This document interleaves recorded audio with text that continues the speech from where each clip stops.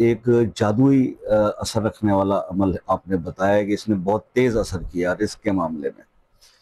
तो अमल क्या था? वो ये सिंपल अमल था कि जनाब आपने सुबह के वक्त में अपने किचन से जो चीनी हम इस्तेमाल करते हैं उस चीनी में से थोड़ी सी चीनी लेनी है, और उस चीनी के ऊपर आपने 11 बार दुरूद इब्राहिमी पढ़कर फिर 41 टाइम्स सूरह कौसर पढ़ें, हर दफ़ा बिस्मिल्लाह के साथ।